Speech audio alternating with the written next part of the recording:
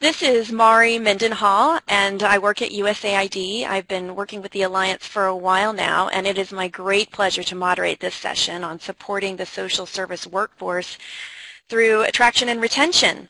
This is the 11th session in our series of social service workforce webinars. And these webinars are funded by PEPFAR and implemented under the auspices of the Global Social Service Alliance by the USAID partner CapacityPlus. So this session, as I mentioned, will focus on tools for attracting and retraining workers in underserved areas in particular. And as we settle into this session, I wanted to move to the next slide and ask you a few questions. I wanted you to take just a few moments to reflect on what attracted you and what keeps you motivated at your current job. Is it the money or the benefits or the reputation of your employer or the prestige of the job or your colleagues like it is for me? Or is it the flexibility or the opportunity to learn something new? Or will this job advance your career? Or are you motivated by your job's mission and the population that you serve? If you want, you can answer the questions in the chat window. It'd be interesting to hear what you all have to say in response to this question. But it's also important, I think, to know that globally, retention of social service workforce, workers is a challenge, regardless of what motivates you. We know, for example, that in Southern Africa, vacancies within established government social service positions, they range between 30 and 60%, and social service workers, on average, leave their jobs within 3 years. So they compare that to 5 years for the health workers. These are tough jobs. So supporting the social service workforce is in many ways the most neglected component of social service workforce strengthening. I think it's the part that we understand the least. We all understand the importance of planning and, of course, financing the workforce and training and developing the workforce. We've invested a lot in training and developing the workforce. But once we've recruited and trained workers, how do we keep them on the job? And how do we keep them happy? And how do we ensure that workers perform to the best of their ability? So what attracts and retains and satisfies health workers and teachers is not really that different from what attracts and retains and satisfies social service workers. Research has told us this. And many of the tools and resources and initiatives used to increase retention and improve job satisfaction for workers in other fields can be applied to social service workforce. So during this webinar, we're going to hear from two colleagues who engaged in efforts to attract and attract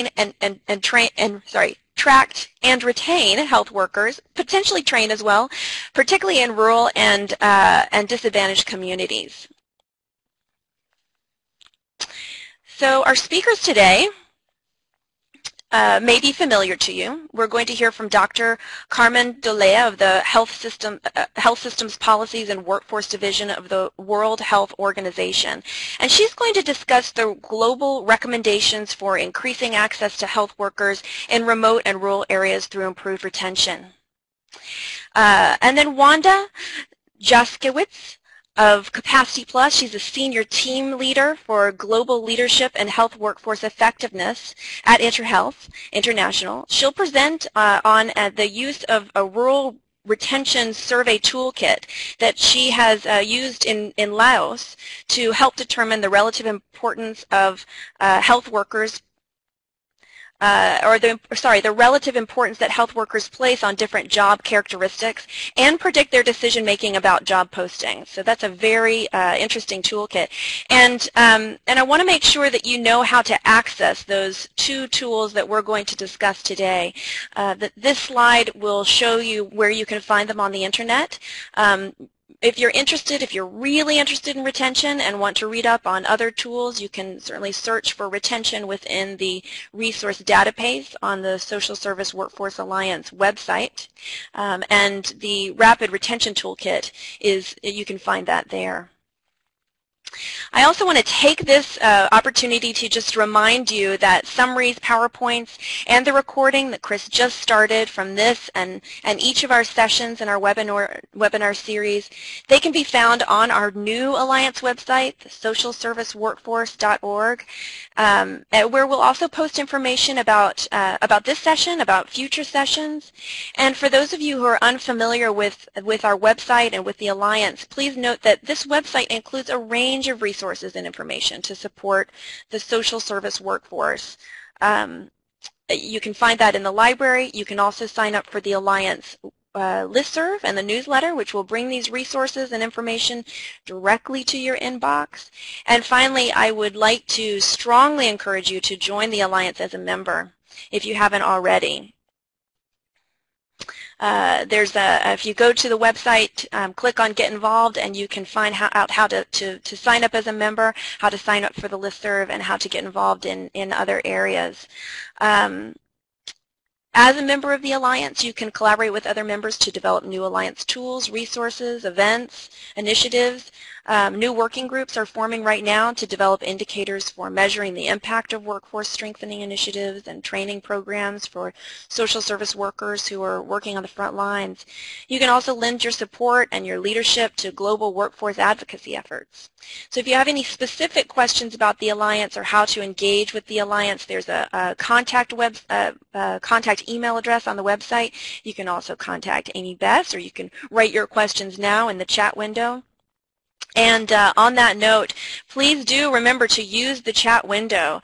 As questions come to you during these presentations, you can write them there, and Jim will ask these questions of our speakers after each presentation. And after all the speakers have completed their presentations, we will leave time for discussion at the very end of the session, during which you can continue to write your questions in the chat window or experiment with your microphone like I am and ask questions yourself.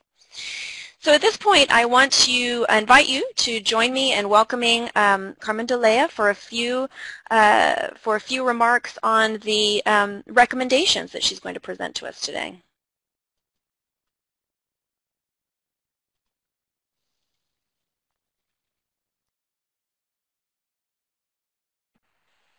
Okay, so thank you very much, Maury, and good morning or good afternoon to everybody on this call. And I thank Capacity, USAID, and IntraHealth for organizing such an event, and I'm grateful for being invited to speak about our work here.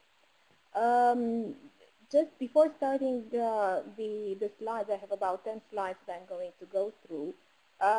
Reflecting on Maury's question at the beginning about what attracted you in your profession, I was thinking about this question myself, and it turned out that many years ago I was actually asked this particular question for an interview, and I was given 3 reasons to choose from, which was prestige, research, or just doing good.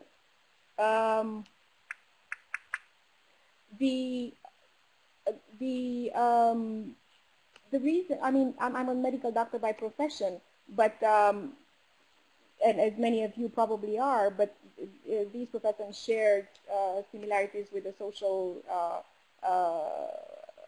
services.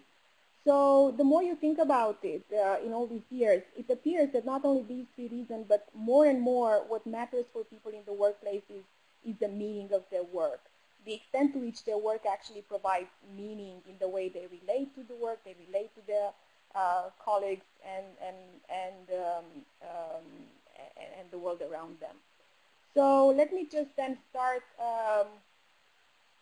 with the presentation. I am going to talk to you about the recommendations that have been that we developed at WHO a couple of years back about the recruitment and retention of health workers in remote and rural area.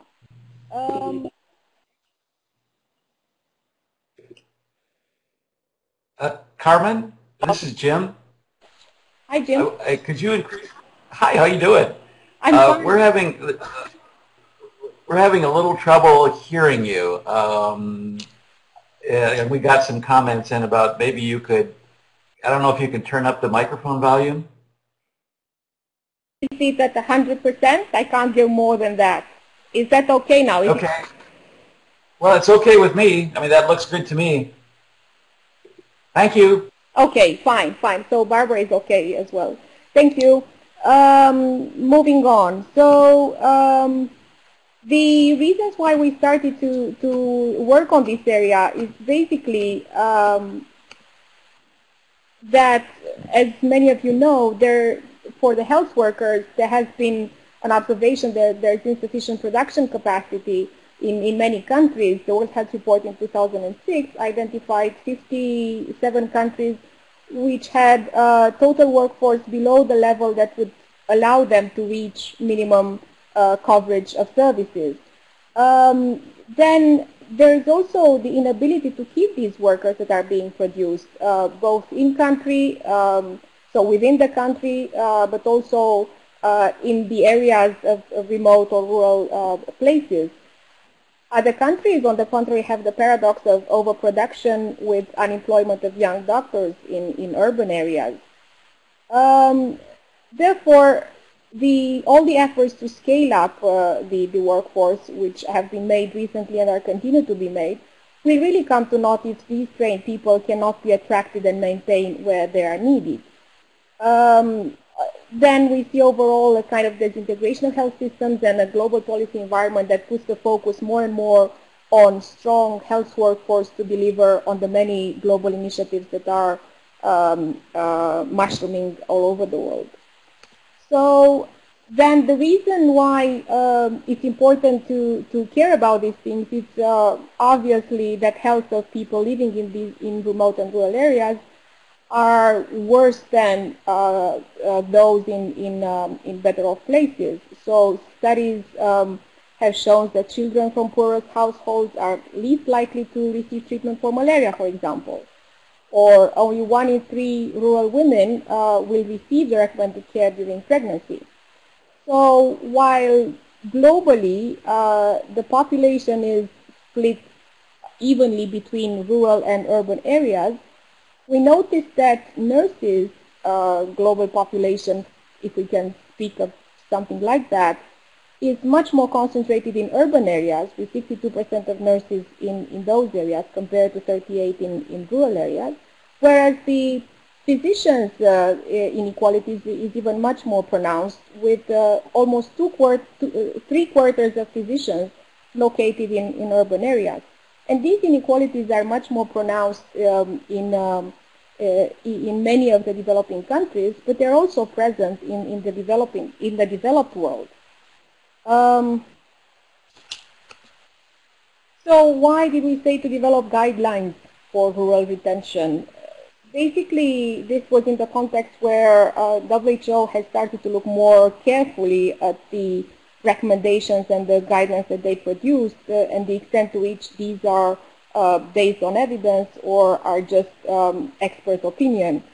So in that context, with the guidelines review committee that has been set up in 2007, there was more and more an understanding that a recommendation or a guideline implies some kind of that a course of action needs to be taken and that progress can be measured against a set baseline. So it's more of an evidence-based approach, whereas previously these issues were addressed from a sort of a menu of options, but which can remain optional and not actioned upon. And there was no systematic approach of looking at their effectiveness. So in the process that we had with the rural retention guidelines, we entered into this with a group of experts from around the world, from both developed and developing countries, academia, civil society, governments, and donor countries.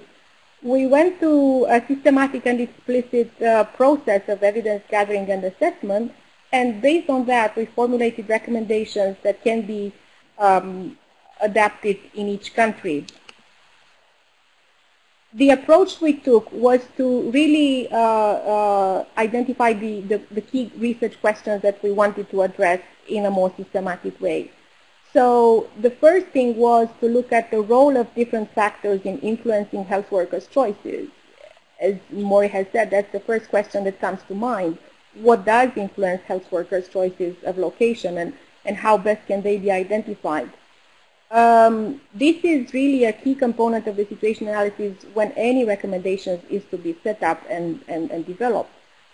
Then the second approach was to look at how effective are different interventions in influencing health worker practices. And this is the bulk of the recommendations, the 16 recommendations that I'm going to talk to you about. Then the third part, once the recommendations have been identified and listed, how should these interventions be designed and implemented to improve the staffing of rural health facilities? The chapter 4 in the book is actually talking about the process to ensure an effective choice of the most relevant recommendations and an approach to monitor their success. Then again, the question is how best we can measure and evaluate these interventions. So that's another part of the book, looking at what are the outcomes that need to be measured to evaluate success. Going back to the first question, factors influencing the decisions to go to, stay in, or leave the rural post. As you could imagine, this is very complex, and it's not relevant only for health workers. These are reasons that are so important and so relevant to other health professions, including the social service workforce. So we talk about personal reasons, rural background or origin, values, altruism, doing good as a reason to choose these places despite the possibly poor working conditions. Then other reasons relate to family and community, whether there is a provision of schooling for children or for spouse or work for spouses, if there is a sense of community spirit or community facilities available.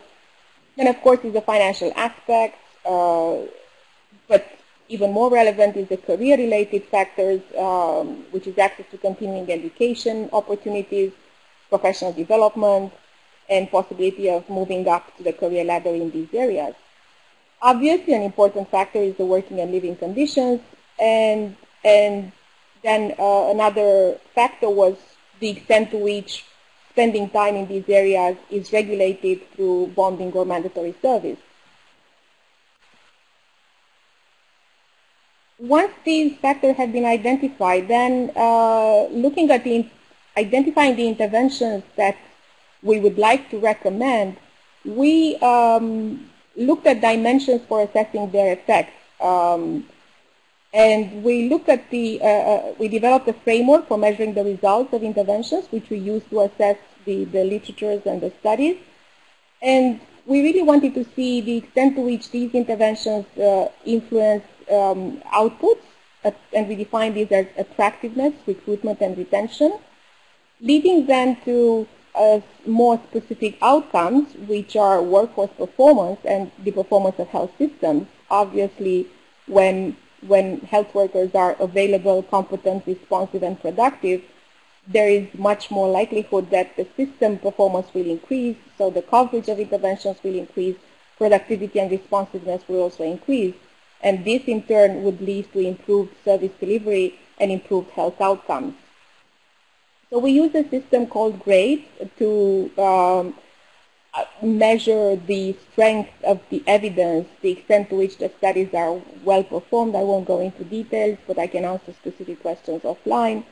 And based on the quality of the evidence, taking into account other factors, then we came up with these 16 global recommendations, which we categorized in 4 categories.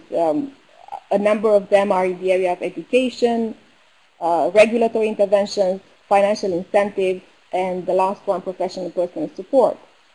And these are the interventions that were found in the literature with very well conducted studies that have actually shown impact on the outputs and outcomes mentioned before. So recruiting students from rural backgrounds leads to improved attractiveness to these areas, and in the end, improved recruitment and retention. I will go then very briefly through some of these interventions. For example, in the education area, we mentioned something, we can talk about something called the rural pipeline, where we look at the stage of recruitment of health workers, as we discussed, which is the selection of students, choosing the right people, and this is because rural background is associated with improved attractiveness and retention. There are policies in countries like Sudan or Thailand that actually have reserved places for students from these areas.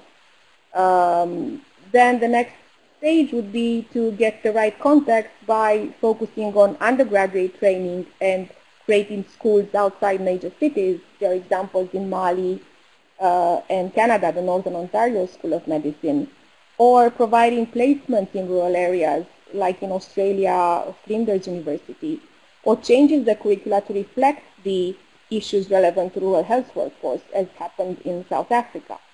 Then the next phase would be to actually create the right opportunities through the postgraduate training interventions, and some countries have set up rural residency programs in Sudan, Australia, or Canada.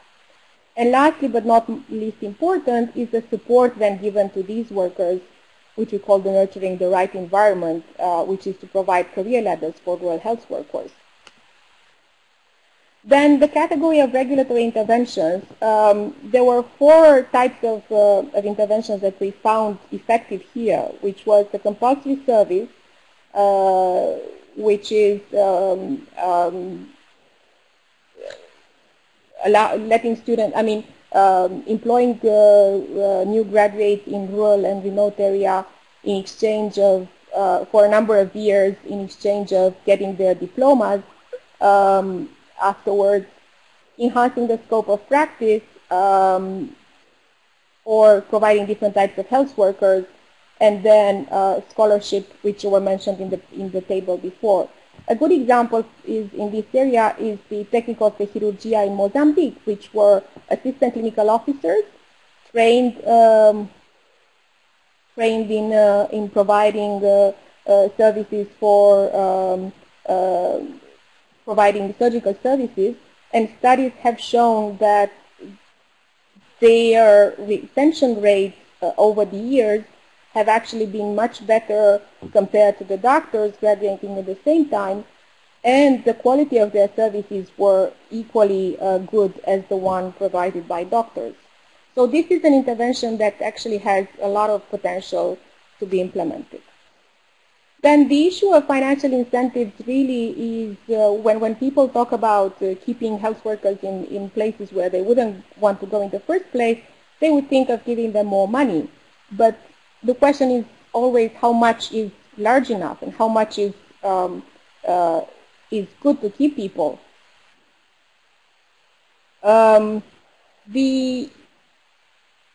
Just a question of process. Do you want me to stop to respond to questions as we go along, or should we just discuss it at the end? Because I see there. Okay, thank you. So the amount varies by country, by profession, by region, and the effectiveness is also variable. For example, in Niger, there hasn't been any changes after an incentive program has been set up, whereas in Malawi, the salary top-ups have actually led to an increase in the number of nurses and doctors. So really it depends on the opportunity cost of health workers, and these can be sorted out through labor market analysis and discrete choice experiment studies, as Wanda will tell you in her presentation later on. Then the professional personal support, we talked about it when we look at the factors influencing the choices, living and working conditions, providing professional networks, outreach support or telemedicine, or providing career ladders for rural health workers. These could all be relevant for social health workforce as well. When the interventions have been identified, then the issue is how to move from planning to implementation to monitoring and evaluation. So basically everything should start with a strong situation analysis, because the interventions should respond both to the needs of the health needs of the population, but also to understand the preferences of health workers, and then understand better the labor market aspects of this. And then when choosing the interventions, there has to be some analysis of not only their effectiveness, but their relevance in terms of time to impact, the extent to which there is some enforcement capacity or regulatory frameworks in place, the extent to which the interventions are acceptable for all stakeholders, or they are affordable, and if there are sufficient funds to ensure their sustainability over time. And then the last bit is really to monitor and evaluate the effect that we spoke already at the beginning. Then this is just an introduction or a segue to what Wanda will be talking about. When we ask people why they come and stay, we can look at it from the perspective of the intrinsic motivation, or from which is, people go there to do good, basically, but also from an economic perspective, whereas, or the opportunity cost, whereas health workers will go there only if the benefits of doing so outweigh the opportunity cost. And previously, studies have looked at these issues just through semi-structured interviews or focus groups, but as you will hear from Wanda, this new method, the Discrete choice experiment, allow you to go more in depth and really understand the relative importance of all these factors and create the policies in according to that. So I think this repeats what I said before about the criteria to select the intervention, so I'm going to skip it again. And really the take-home messages are that attracting and maintaining health workers in remote and rural areas is an important element of addressing the human resources crisis in health, and it obviously resonates well with the problems faced by the social service workforce.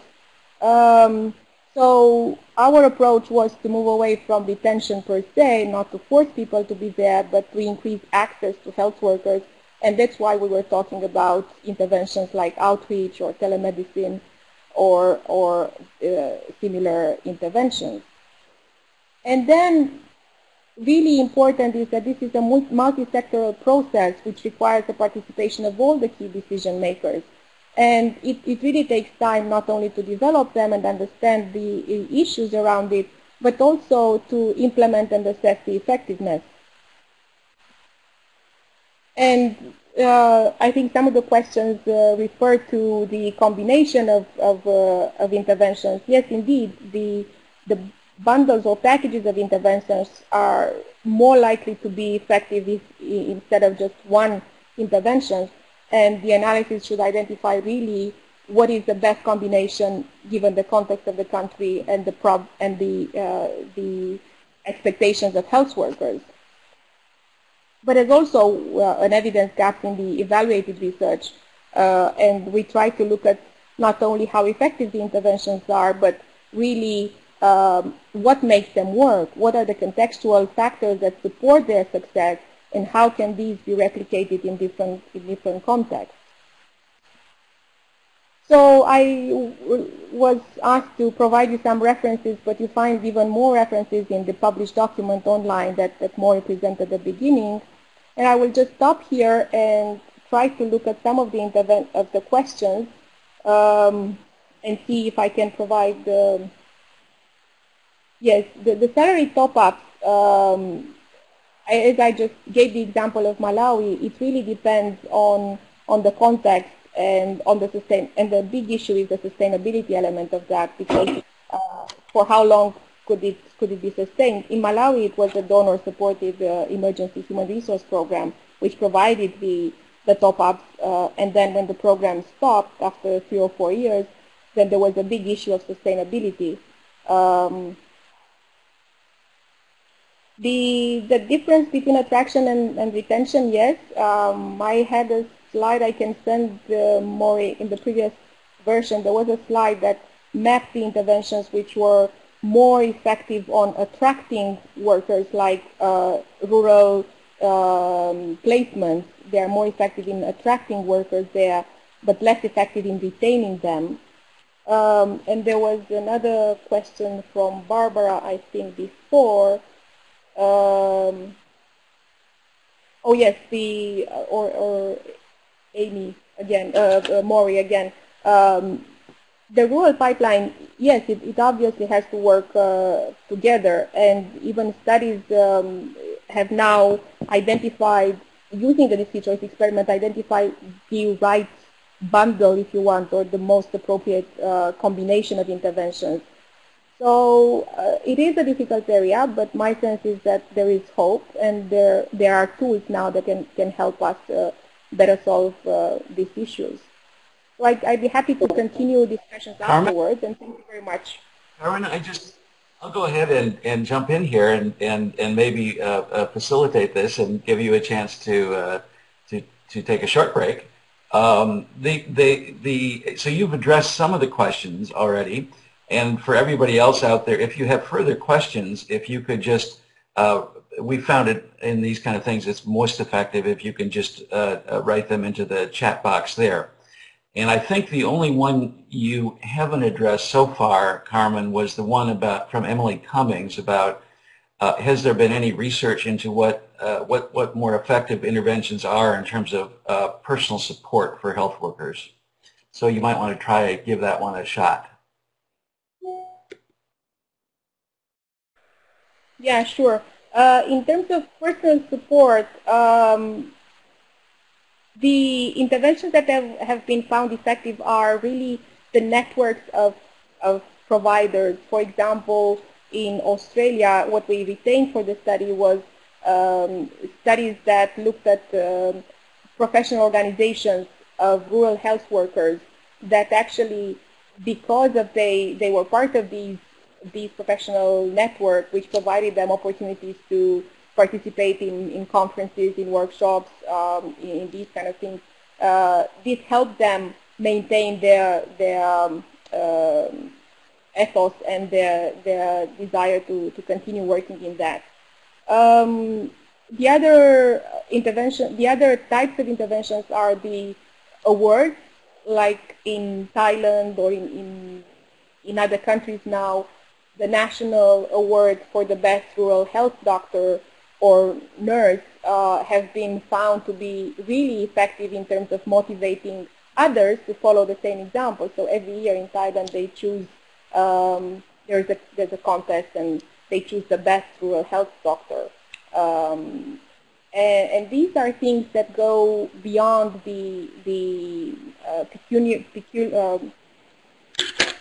beyond the financial, I'm losing the word here, the financial aspect, and goes into more intrinsic motivation elements of that. Okay, thanks, Carmen. I had a question also just in terms of some of the examples that are both in the report and that you've given have been from countries like Thailand and Australia and South Africa that have been working on this issue for some time. Do you know, since the report was published, which was when, September 2010, something like that, have you been able to get any information about how people are using the report at the country level? You know, maybe how they're using it and what they found most useful about it up to this point? You may not have, but I thought I would ask. Yeah, well, we have very little, but we do have some feedback. And for example, Wanda can talk about Laos, how they used it. But we also know that in South Africa, they used the recommendation to create a specific document reviewing the country policies, the current policies in South Africa, and that document fed into the development of the National Health Workforce Plan in South Africa. And 5 of the recommendations from the guidelines were part of that document. In Asia, I know that through the Asia Pacific Action Alliance, which is a partnership, a professional network if you want, about 6 countries have gone into a process of mapping their own interventions in these areas against the 16 recommendations. And the next step would be to look at that mapping and identify, again, using the relevant tools, which interventions should be continued, which should be reinforced, and which should be discontinued, for example. And similar approaches happened also in Europe, where the WHO office from Europe facilitated some inter-country workshops where discussion had started on southern European countries in terms of the policies they used against the WHO recommendations. So these are limited efforts, but as I said, the guidelines are now public goods, and everybody can take them and use them as they see fit. Great, thank you. One last question, and then we'll let you. We'll move on to Wanda's presentation, and this one is you touched on it a bit, but maybe with a little bit more detail. Are there some strategies that are more effective for attracting health workers, but less effective for retaining them? So it's that distinction between attraction and retention. Yes, I did mention a little bit, and I said that, for example, rural placement or conducting rural rotations are more likely to improve attraction because students are impressed of what they see during the medical studies in these areas, but a bit less likely to improve recruitment and retention. And we did map in research that we did and we published, we did map all these 16 recommendations against the outcomes that they achieve: attraction, recruitment, and retention. And there are some that go across the whole spectrum, but there are a few that only target one element of these, and I mentioned these ones. Like outreach interventions obviously improve a little bit the recruitment, but less the retention of health workers. But the evidence on this is not very clear cut. This is one of the gaps that we need to reinforce. Okay, great. Thanks very much for the presentation. And I would just put in a plug for everyone to take a look at the main document that was produced for a number of reasons. But one is that it has a very good overview and literature review from a variety of different countries about this issue that's rich, and that will be, much of it is very applicable to the social service workforce. And then secondly, the ways in which the interventions are described and how we talk about how they can be combined, and that it's the combination given the context that that one is looking at, and given the health worker preferences, that really makes all the difference in the world. And that last point is really related to the next presentation, and that is, how do you tell with as much clarity as you can what health worker preferences are in terms of retention and attraction. And Wanda Jaskiewicz is going to lead us through that. It's around tools for designing evidence-based strategies. So Wanda, you want to take it from here? Sorry, I had to unmute. Thank you, Jim. Can everyone hear me okay? Is my volume sufficient before I get too deep in? Yeah, okay, great. Yeah, thank you, Jim. Okay. All right, good. I see a lot of yeses. Thank you. I would first like to begin by thanking the Global Social Service Workforce Alliance for inviting me to present at your successful and informative webinar series. While the tools I will describe in this presentation were developed based on the health workforce context, you'll see that they are very relevant and can be adapted to the social service workforce context as well. As Carmen presented, due to the complex nature of the social, professional, and economic factors that influence motivation, a bundle or a combination of well-selected interventions or incentives is needed to make rural postings more attractive to workers. Policymakers have a range of options for possible interventions to address the problem of staffing shortages in rural and remote areas. As Carmen described, WHO's global recommendations illustrate 16 example interventions covering the areas of education, regulation, financial incentives, and personal and professional support mechanisms. However, given this large menu of options available, how do we know which are the right incentives or interventions and in which combination? How much will they cost and can we afford them? These are the questions the tools I will describe today can help answer. So one powerful solution to the question of how to select, quote-unquote, the right incentive combination is the Discrete Choice Experiment, or DCE.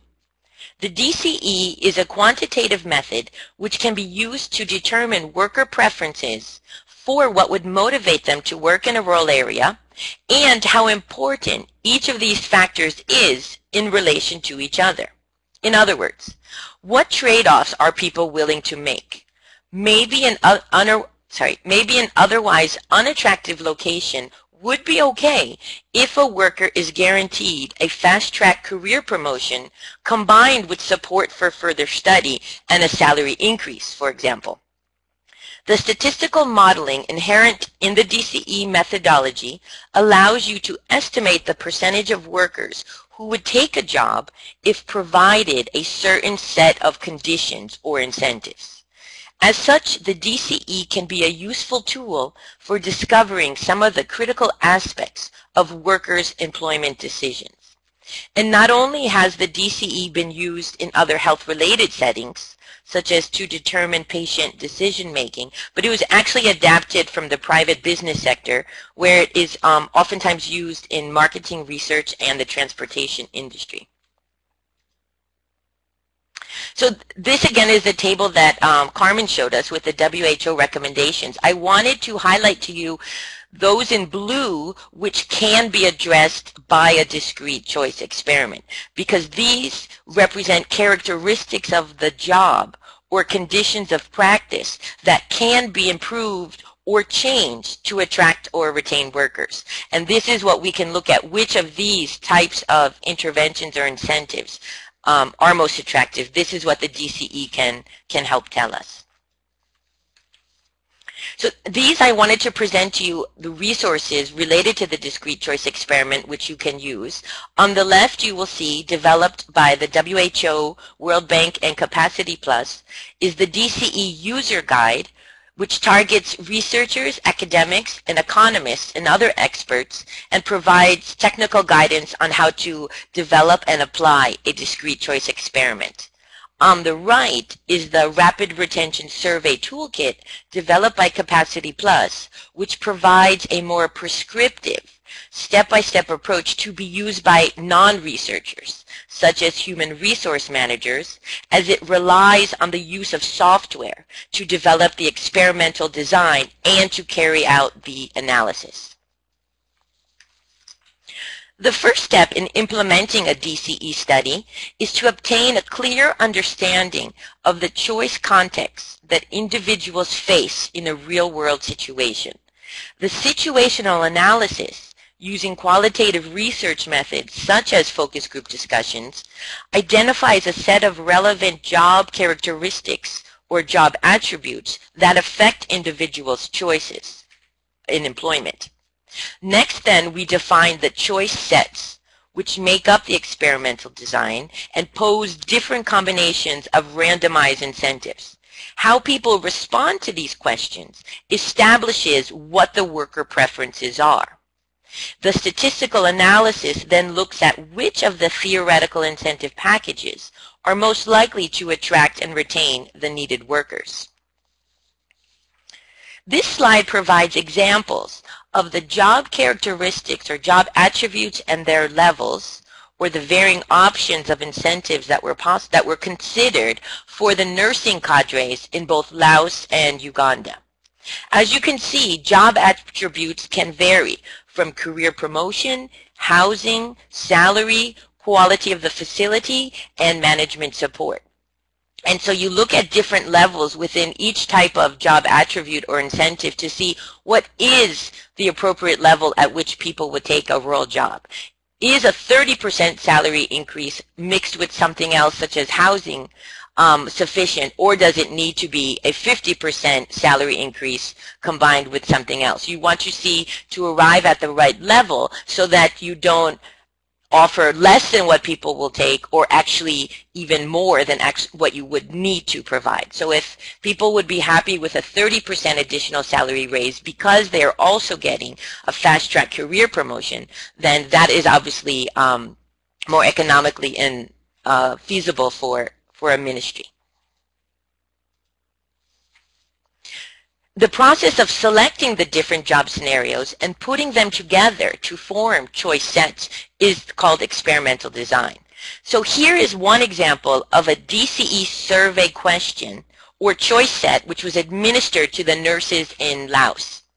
Respondents selected between sets of hypothetical job posting, so job posting A versus job posting B, where the characteristics of the job were varied to determine which mix of incentives, such as facility quality, housing, transport, continuing education, etc., would be most appealing to a given cadre of worker.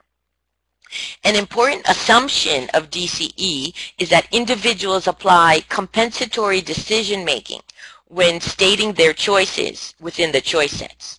This means that they are expected to trade across the job attributes. In other words, they are willing to accept more of one attribute as compensation for less of another.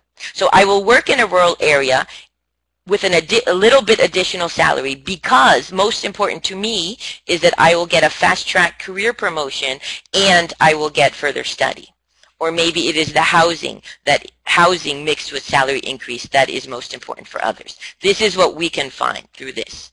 Each individual answers multiple variations of this question with the incentives presented in different combinations, and all their responses are aggregated across the entire cadre sample. Then fitting statistical models on the data determines which combination of the motivational factors the respondents most preferred. This slide presents part of the resulting data from the DCE in Laos with nurses and shows the percentage of nurses who stated they would prefer a job posting that offered the presented package of incentives to other available jobs that did not have those benefits.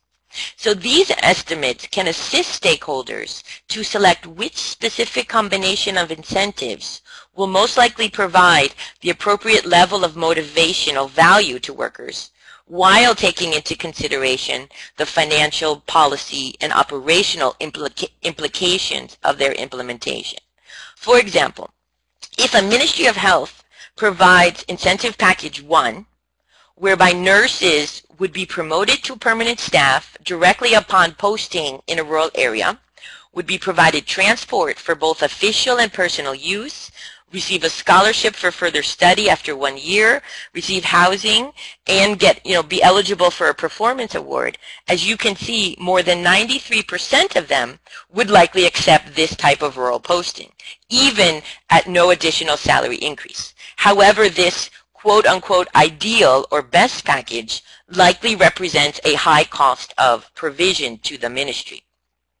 So in countries where rural vacancy rates are high, to attract 70% of nurses by offering only 2 incentives, such as career promotion and housing allowance, as seen in package 14 on the slide, would still be a substantial achievement, but at a lower investment and logistical cost to the government. And so the incentives provided need not be costly as you present the options that are within your scope. However, if incentive strategies are not possible or not part of the feasible within policy, you can also think instead of implementing other longer-term strategies like recruiting students from rural areas, conducting training programs in rural areas, or some of the other interventions in the rural pipeline that Carmen had described to us. So this is just an example of what then Laos did with the resulting data from the DCE, in that after reviewing the results, they determined that they were mandating, as part of their recruitment and retention policy, compulsory rural service, so that all graduates of the health professions must work in a rural area for 3 years in order to receive their license. However, to go along with that and to motivate health workers for higher quality provision of services and productivity, they are also offering a bundle of incentives, such as career advancement and receiving a permanent position in the civil service upon taking the role posting, transportation stipend, increased salary based on the remoteness or where their location, how it is categorized by the government, eligibility for continued education, as well as providing housing. So as I stated earlier, the DCE relies on hypothetical choices and not actual choices. Experiences from other fields show that the DCE to be a reliable predictor of actual behavior, but there is as of yet limited evidence on its reliability in predicting labor force decisions. So there is a need for validation of the effectiveness of the DCE's results using longitudinal surveys to observe if workers make the employment decision that they said they would make. In other words, if 93% of the nurses said, I would take this job if you provided me all those incentives in the package, if indeed a government provided all those, do you find that 93% of nurses take it? Is this something they would do in the end, or is it lower or higher? As well as we need to assess the impact of any of the resulting policy changes on rural recruitment and retention. And another limitation of DCE is that the number of the job attributes and levels that you consider within the DCE survey has to be limited, usually to 6 or 7 different characteristics of the job. And this is to avoid the cognitive burden on respondents. So that if there are too many choices, then it may be just too overwhelming, and then people start making choices that they may not have made just to decide amongst which ones they would choose. So therefore, the DCE implies some degree of simplification, as we can assume that there may be other job characteristics that are likely to influence a health worker's employment decisions, which then cannot fit within the DCE survey. And finally, it's important that we understand that the results of the DCE are very highly context-specific, and they cannot be used to extrapolate to other countries. While we see across countries that some of the motivational factors are similar, a DCE survey needs to be conducted within a given country context and within a specific cadre of worker to really verify that those are the specific preferences of that group. And now the second of the 2 questions that we had begun with: how much will these interventions cost, and can we afford them? Given the serious resource constraints in developing countries, organizations do not have the luxury of attempting many different interventions in the hopes of finding the right combination. So in collaboration with the WHO, CapacityPlus developed IRIS Retain, which is an open source software tool to cost out different retention strategies. And it is structured around the WHO's global policy recommendations for rural retention. And it helps human resource managers cost different retention incentives and interventions to provide the financial evidence to support decision making. The software guides the user through the costing process step by step to capture all relevant financial, operational, and human resources data and calculate individual and aggregate costs and compare them to available funds. The tool allows the user to cost many different scenarios and combinations to determine the most economically affordable options and then be able to budget for implementation. Thank you very much for your attention.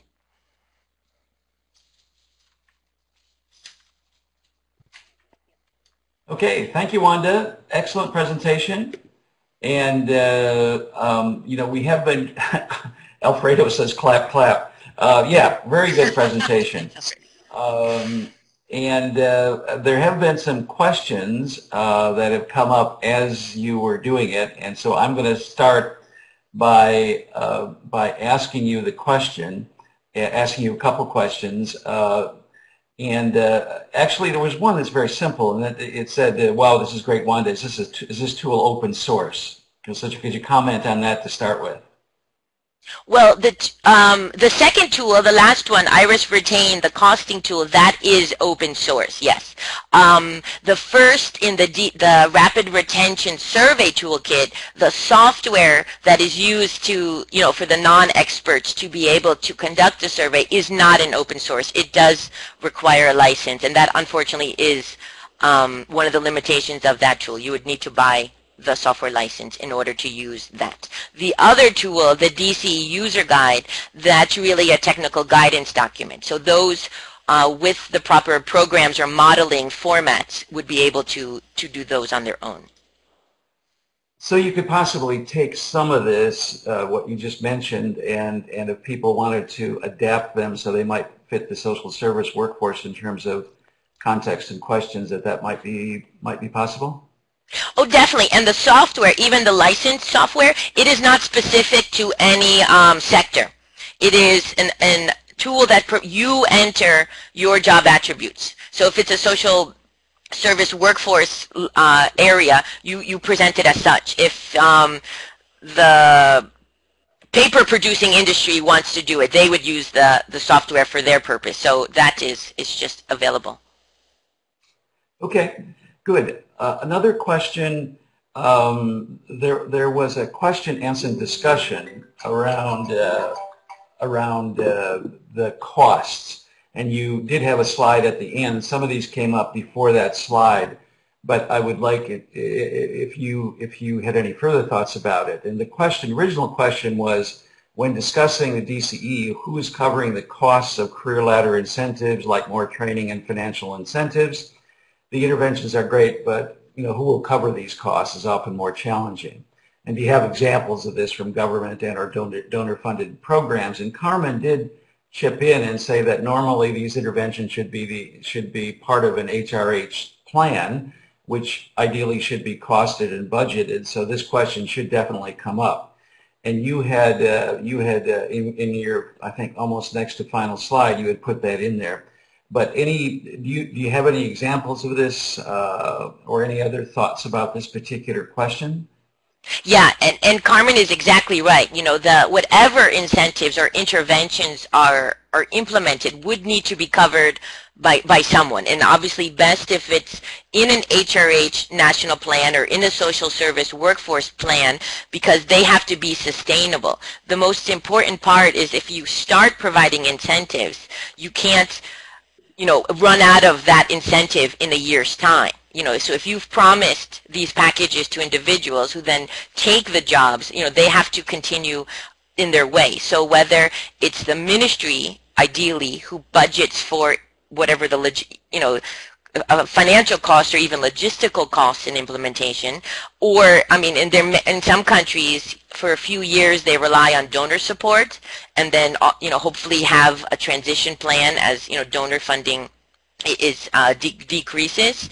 But you can also look at, as Carmen had mentioned in the rural pipeline, is if you develop from the beginning strategies that are more long-term in nature, that look to selecting the individuals who are most likely to work in a rural area, those with the intrinsic motivation, those who are from rural areas, and then so to work in a rural area is actually something they desire or is something they are used to. But whatever package you want to implement, cost has to be looked at up front, which is why we recommend with any form of research, whether DCE or others, that when you're looking at the results, you do cost them out in order to see, can you afford them? What is your budget? And so if there are aspects you can't, you can then try out different scenarios, and maybe there's an incentive you cannot provide for now, or you look to other incentives that maybe have less cost. Okay, thank you. And Janet Berry was the one that asked the original question, and then after Carmen's response, she made an important point, and I would like from either you or Carmen about this. One of the differences between health and social service is that social service ministries are commonly one of the weakest ministries or departments in national government and social services. And it's spread across a range of other ministries. And this is often challenging unless one can build upon the health cadre. And so the question was, the social service cadre has some very distinct differences from the health sector, and it would be great to discuss in here if you have any examples from this sector, or is there any ongoing research targeted specifically on the social service system? So any comments from anybody there, from either you or from Carmen?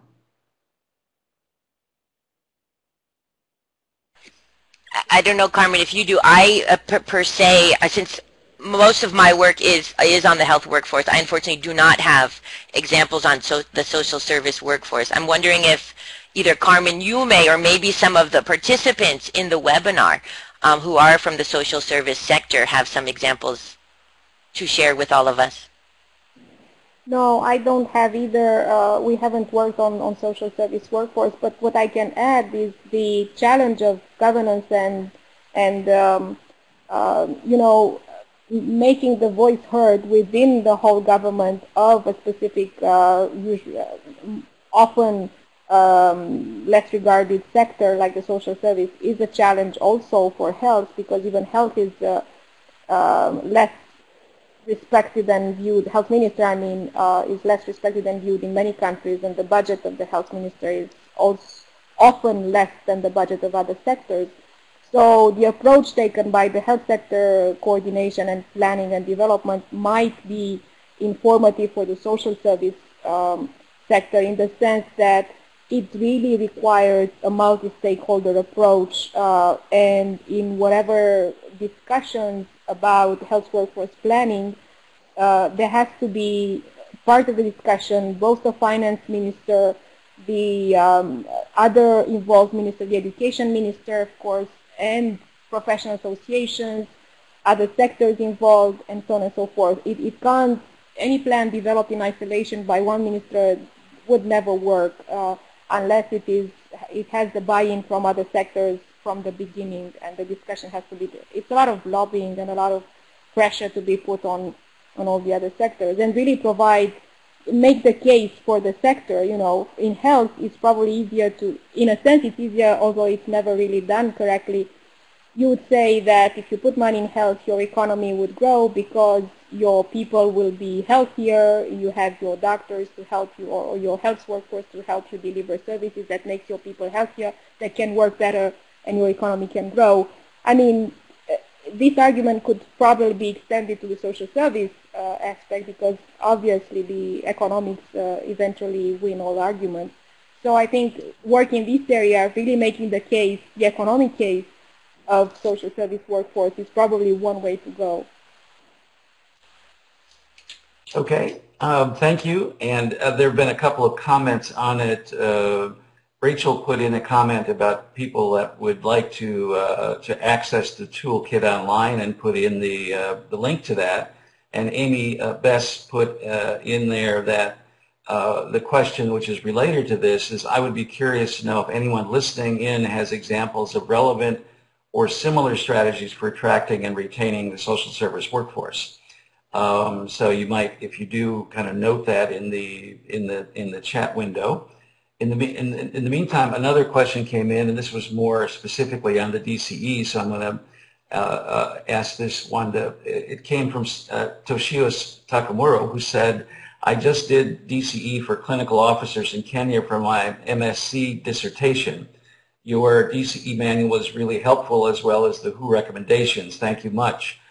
And then the question is, how do we calculate rural job uptake versus urban jobs, since both job postings in the manual are in rural areas, not necessarily in urban? So I guess the part of the implication of this is what's your take on how applicable this would be for urban settings?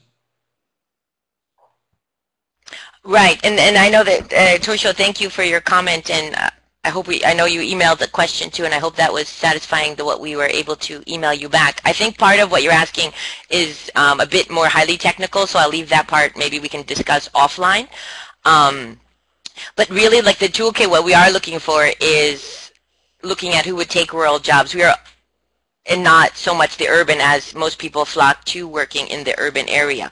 What we are looking at is making a bit of adaptation to the toolkit, which will help allow people to see, even as other DCEs we've observed are asking, would even, if you're given these options, as you had seen in the question, job posting A versus job posting B, even if you were offered it, would you consider a job in a rural area? And we are finding in some other organizations who have done DCEs that there is still a percentage who say no, that I would still take my urban job even if you give me, you know, XYZ and, you know, ABC. So that I think is an interesting aspect to look at, to see what really would it take to move some of the urban distribution of workforce to the rural area. It may, in some cases, be more than what we see. But an interesting point, and I see it relates to another comment, is I think it also depends the career stage of the individual.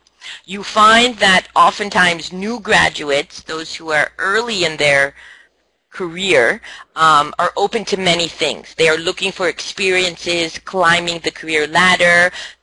Obviously, oftentimes they're young, maybe unmarried, so they're open to certain things. If you're looking at people further along in their careers, then they may be at a different stage. It may actually take more to have some mid or end-level career people to go out. It may take more to incentivize them. We are also finding that there is, as in some countries, have mandatory retirement age, which may still be, you know, be a young age. So those are people who could still be utilized in the workforce and could be open to different opportunities now that, you know, they are post-career and are not looking for the same types of incentives or go climbing the career ladder. So those are other options that countries can explore more, whichever the workforce sector. Okay, thanks, Wanda. We have a couple more questions coming in, one from Jessica Obayan. The question is, what is the likelihood that these professionals will return to rural areas? I think she was referring to the Laos example.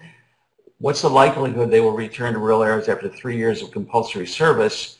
And could this compulsory service result in rural populations only having access to the least experienced pool of healthcare providers?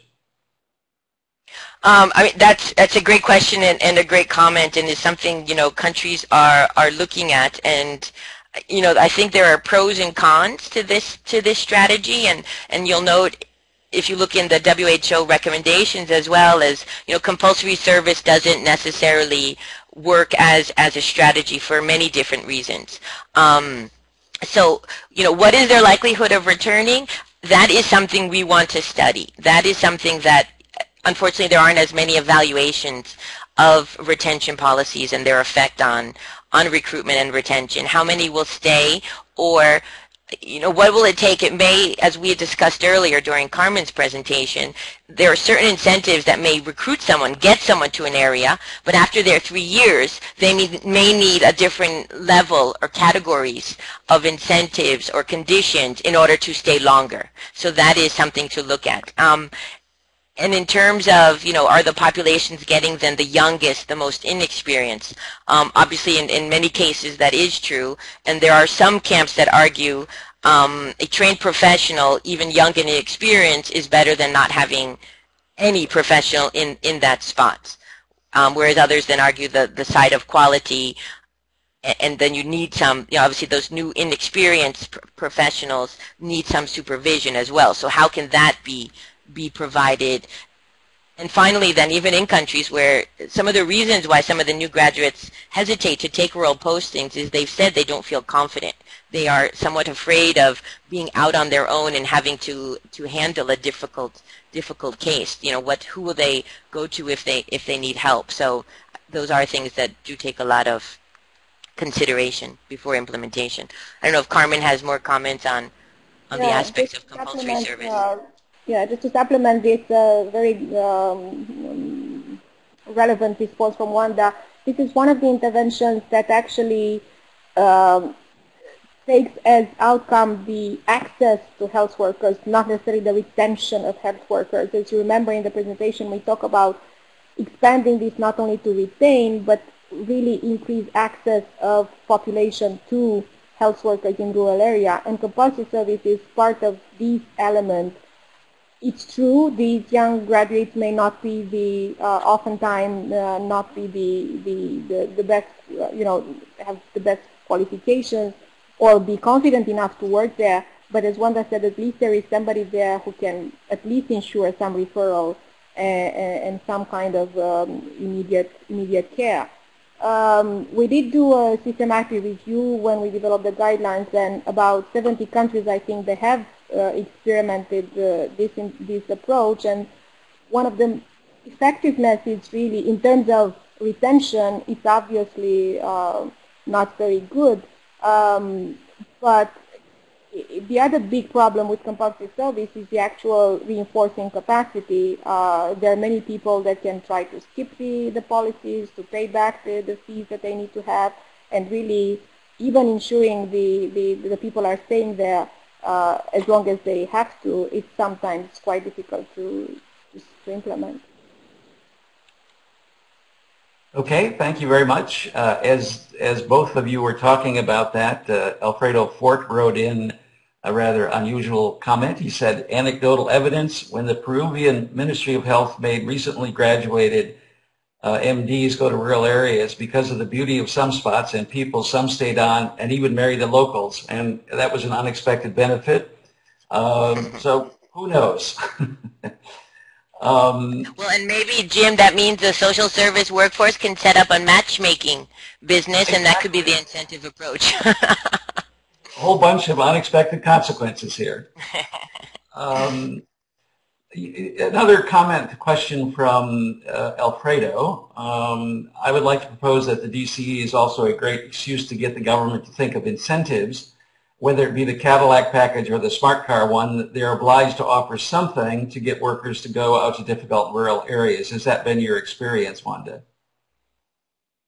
I think so. It does give people a platform to begin the conversation, and really, whether it's incentives or looking towards longer term strategies, I think governments do need to, on some level, at least in the short to medium term, provide some reason for people to take these rural jobs, because it could take a long time to establish enough of a rural pipeline, and pulling people, students from a rural background, or for example in the health workforce, some countries are building medical and nurse training schools in rural areas and then recruiting from those surrounding vicinities. And of course, as you can imagine, that takes a long time. If you're training doctors, that could be 6 to however many years after, in addition to having started the program. So I think in the meantime, countries have to do something. But as well with incentives, and I think as we all note in our own lives, once you start providing incentives, depending which kind they are, they even sometimes become an assumption that it is not any longer the incentive or the motive to go and to get people to do something. It becomes a regular part of their job. So oftentimes when looking at incentives, you need to refresh them after a certain amount of time.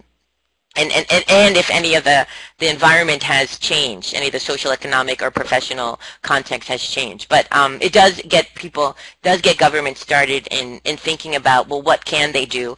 And most places can't give a Cadillac version because, many, financial and logistical reasons. But at least the results allow you to see, okay, even if we gave one thing, how attractive would that be to people? If we could mix in another condition, how attractive would that be?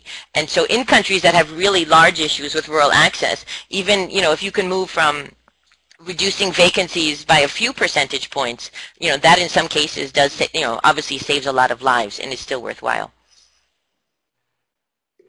Thanks, Wanda. And I would add to that in many respects, many of these, we're calling them incentives, but many of these interventions are not necessarily expensive interventions. And sometimes some of the least expensive interventions are more important than policymakers or decision makers might think. And so examples of rural clinics where simply cleaning them up and repainting and getting more simple supplies and items like this, interventions like this, have often created a much better working environment, which then cause people to think more seriously about staying. So you know, I think the last point at that point, and the last point you made about refreshing the incentives, I think when incentives become entitlements, then it's a problem. So they do have to take a look at it periodically. Anyway, there were some other good comments in here by people a couple of examples, and then a comment from Malik Jaffer about the DCE opened the door for a systematic approach and methodology and moves the discussion. It gives people in kind of both operational and policy making positions some data to actually have these discussions. And just like Wanda said, even if it's only one thing they can do, that might make a difference and might provide a foundation for the future. So anyway, there are things in the chat box you can take a look at as we move on, but we're probably going to have to bring this to a close. And I want to hand this back over to Maury, who might have some closing remarks and take it from there. So over to you, Maury. Thank you, Jim. Well, just to first to thank you, Jim, for moderating our Q&A sessions, and a big thank you to both Carmen and Wanda for sharing with us these really exciting tools. And I hope that that my fellow social service workers will agree with me that a lot of this just seems very, very familiar and very relevant. And as I, read through the recommendations in the tool that you presented, Carmen, I am struck by just how, how universal some of this stuff is. And it's clear that we can draw some conclusions about incentives that are generally attractive to most people, but I think, as Wanda points out, there's a real art to this as well, and incentives are very unique to individuals. So I would love to see a similar experiment with the DCE, with social service workforce, just to to see what appeals to different social service workers in different countries. And would that be the same as what appeals to our health workers or fellow health workers, or different? I'm also struck by the kind of similarities between the discussions that we're having here and some of those discussions, those conversations that we had a few webinars ago during our webinar on supportive supervision, and how some of these strategies for retaining workers are and also preventing burnout are just quite similar, and that one of the ways that we can hang on to our most effective workers is by addressing issues that might contribute to burnout. So the Thogomello project, for example, and I know that the National Association for Child Care Workers in South Africa does a good job of addressing the psychosocial needs of workers, and I imagine that that's an incentive to stick with the job, and maybe even something that would attract people to this work also. And then again, education, I feel like, comes up again and again in a range of different places within our framework. I was thinking back to our framework throughout this discussion and recognizing that attraction and retention really does cut across our framework, and that education can really satisfy a range of different outcomes, both preparing the workforce, for helping to improve the performance of the workforce, and for retaining the workforce as an incentive to keep at it and to do the best job you possibly can. I wanted to acknowledge, I know that a few of you had difficulty logging into this webinar through the SurveyMonkey at the beginning, and wanted to let you know that we'll be looking into that and try to refine that process a little bit, make it a little easier for you to join us. Again, I want to direct you to the Social Service Workforce Alliance website, where we can continue this conversation, and you'll find more of these resources, also more events and opportunities to engage on this issue and others. So Thank you. Thank you for joining us today. Thank you to our presenters, and we'll talk with you soon.